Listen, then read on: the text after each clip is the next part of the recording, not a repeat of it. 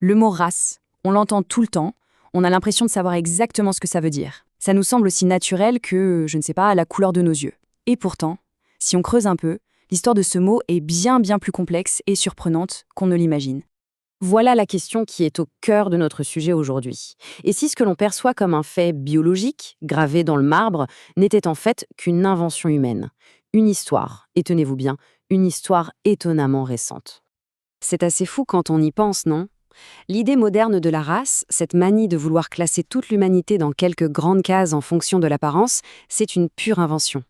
Pendant des millénaires, les sociétés humaines ne se voyaient tout simplement pas de cette manière. Alors, comment est-ce que cette idée a bien pu naître? Pour le comprendre, il faut d'abord saisir le concept, le mécanisme assez simple qui se cache derrière. On peut imaginer ça comme des boîtes de couleurs. C'est une analogie très parlante. L'idée de la race, en gros, c'est de vouloir faire rentrer tout le monde dans ces quelques boîtes. Mais la vraie question, c'est, avant qu'on invente ces boîtes, comment est-ce qu'on percevait les différences entre les gens? Allez, on fait un petit voyage dans le temps. On retourne à une époque où ces fameuses boîtes n'étaient pas le logiciel par défaut pour définir qui était qui. Le décalage est radical. Dans le monde antique, l'identité, c'était une question de culture, de politique, de religion. Les traits physiques comme la couleur de la peau, franchement, ce n'était pas le critère principal, loin de là.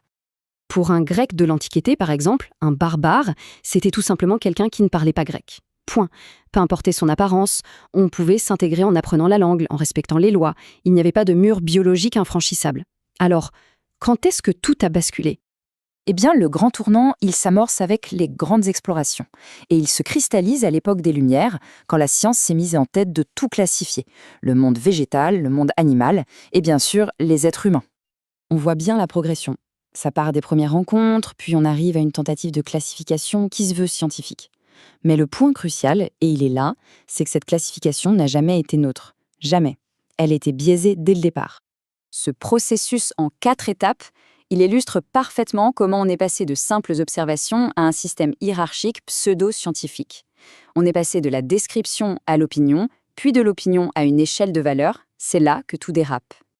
Voilà l'exemple parfait de la façon dont des préjugés personnels se sont glissés dans cette nouvelle science. On est très loin de l'objectivité, on est en plein dans le jugement de valeur basé sur des critères esthétiques et complètement subjectifs. Et cette nouvelle idée, cette hiérarchie scientifique, elle n'est pas restée sagement dans les livres, pas du tout. Elle est devenue un outil puissant pour justifier des actes d'une cruauté immense. Logique, en un sens. Si on arrive à se convaincre qu'un autre groupe humain est biologiquement inférieur, alors son exploitation devient, dans cette logique tordue, beaucoup plus acceptable. L'idée de race a fourni un vernis moral à un système économique basé sur l'esclavage. Cette phrase est absolument fondamentale. L'esclavage existait. Et l'idée de la race a été développée, popularisée pour légitimer cette pratique. C'est l'histoire qui suit l'acte, et non l'inverse. C'est un mensonge qui a été répété si souvent qu'il a fini par être perçu comme une vérité. Mais l'idée ne s'est pas arrêtée là. Elle a muté vers une forme encore plus extrême, l'eugénisme. La croyance qu'on pouvait améliorer l'espèce humaine en contrôlant la reproduction, en favorisant certains et en empêchant d'autres d'avoir des enfants. C'est l'aboutissement tragique et dévastateur de cette militarisation de l'idée de hiérarchie raciale. Des millions de personnes assassinées à cause d'une catégorie qui, à la base, n'était qu'une invention. Bon, après ce parcours historique assez sombre, il est temps de se tourner vers la science moderne, la vraie cette fois. Que nous révèle notre ADN sur ce concept de race biologique? La réponse, elle vient de la génétique, et elle va balayer des siècles de pseudosciences et de préjugés en un seul chiffre.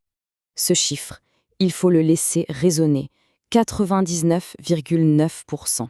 C'est le résultat le plus important du projet Génome humain sur notre sujet. Le verdict est donc sans appel. Biologiquement, la race n'existe pas. Les différences d'apparence, comme la couleur de la peau, dépendent d'une fraction minuscule de notre ADN. D'ailleurs, il existe souvent plus de diversité génétique au sein d'un même groupe dit racial qu'entre des groupes différents. Et c'est là que réside toute la complexité du sujet. Même si la race n'est pas une réalité biologique, elle est devenue une puissante réalité sociale. L'histoire de cette idée a laissé des cicatrices profondes dans nos sociétés, créant des inégalités qui, elles, sont bien réelles et persistent encore aujourd'hui. Et ça, on ne peut pas l'ignorer. C'est une belle analogie pour résumer la situation. Se concentrer sur la couleur de peau pour juger quelqu'un, c'est comme juger une maison uniquement sur la couleur de sa façade, sans s'intéresser à sa structure, à ses fondations ou aux vies qu'elle abrite à l'intérieur. C'est peut-être la conclusion la plus importante. Puisque la race est une construction humaine, nous avons le pouvoir de la déconstruire. On peut choisir de regarder au-delà des étiquettes, au-delà de ces boîtes, pour enfin voir les 99,9% que nous avons en commun. La question qui reste, c'est donc, quelle histoire choisit-on d'écrire, tous ensemble, pour l'avenir ?